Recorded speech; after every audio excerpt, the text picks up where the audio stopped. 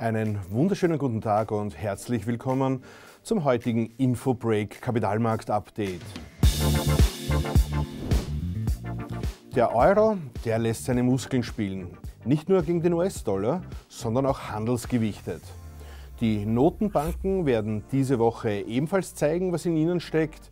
Und das chinesische Politbüro demonstriert Entschlossenheit auf ihrem Parteitag mit der Ankündigung, der hiesigen Wirtschaft unter die Arme greifen zu wollen.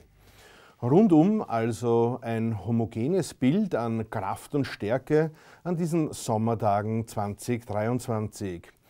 Ja, wenn da nicht wieder einmal die Einkaufsmanager wären, denn die sehen die nahe Zukunft liegende ökonomische Entwicklung ganz und gar nicht rosig. So fiel der Einkaufsmanager-Index für den Dienstleistungssektor, das zuverlässigste Konjunkturparameter für den Euroraum, im Juli zum dritten Mal in Folge. Mit knapp über 51 Punkten sendet er ein klares Abwärtssignal. Der Index für das verarbeitende Gewerbe rutschte sogar noch tiefer in den Rezessionsbereich und fiel auf 42,7 Punkte. Niedriger war er zuletzt nur während des Lockdowns im Frühjahr 2020. Eine herbe Enttäuschung natürlich auch für die EZB und ihre Hoffnung auf eine wirtschaftliche Erholung für das zweite Halbjahr 2023. Auch für den weiteren Zinspfad der Europäischen Zentralbank hat der als bis dato verlässlichste Konjunkturbarometer höchstwahrscheinlich Auswirkungen. So ändert dies wohl nichts an der Tatsache, dass am Donnerstag der Einlagesatz um 0,25% auf 3,75 angehoben wird.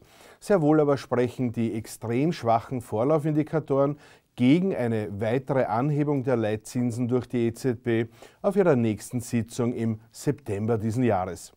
Als zusätzliche Belastung kann wohl additiv noch die Stärke der europäischen Einheitswährung herangezogen werden. Und da spreche ich nicht vom Wechselkurs von 1,10 versus dem US-Dollar, sondern vielmehr von der massiven Aufwertung des handelsgewichteten Euros, welche die preisliche Wettbewerbsfähigkeit der Wirtschaft im Euroraum verschlechtert. Kurz zur Erklärung: Beim handelsgewichteten Euro-Index, der 1999 von der Europäischen Zentralbank erstmals veröffentlicht wurde, handelt es sich um eine Kennzahl, welche den Wert des Euros gegenüber verschiedenen Währungen von Handelspartnern anhand eines Währungskorbs vergleicht. Anhand des Verlaufs dieses handelsgewichteten Index lässt sich die Stärke oder Schwäche des Euros ablesen. Ein steigender Index bedeutet eine Aufwertung des Euros gegenüber den Währungen im Währungskorb. Ein fallender Index dagegen eine Abwertung. Zu guter Letzt noch ein schneller, scharfer Blick in Richtung Land der Morgenröte alias China.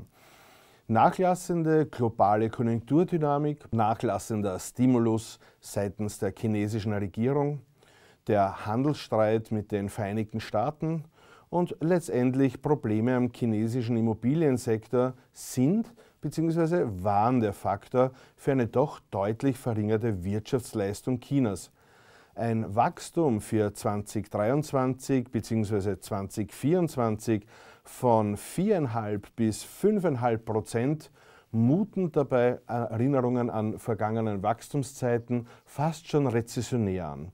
Und wie im Schaubild unten leicht erkennbar, waren auch die Economic Surprises in jüngster Vergangenheit wohl mehr Economic Frustration. Wie also den Karren aus dem Schlamm ziehen? Nun, bei den soeben abgehaltenen Juli-Sitzung des Politbüros der Kommunistischen Partei Chinas unter der Führung von Präsident Xi Jinping wurden Maßnahmenpakete beschlossen, um im zweiten Halbjahr die private Nachfrage ordentlich zu beleben. Mehr als 2.900 Projekte im Gesamtwert von ca. 400 Milliarden Euro wurden von den lokalen Regierungen zusammengestellt und denen sich auch private Investoren beteiligen können. Zu den Zielbereichen gehören unter anderem Verkehr, Wasserschutz, saubere Energie sowie neue Infrastrukturen. und auch zum angeschlagenen Immobiliensektor, der immerhin in der Spitze einen 25-prozentigen Anteil an der gesamtwirtschaftlichen Leistung Chinas ausmachte, gab es Ankündigungen in Richtung zeitnaher Anpassungen und Optimierungen. Ja, optimalerweise war beim heutigen Kapitalmarkt-Update auch die eine oder andere interessante Information für euch dabei. Ich würde mich freuen, wenn ihr beim nächsten Mal wieder auf unserem Kanal vorbeischaut und verabschiede mich mit einem Servus aus Wien, euer Christian Leinweber.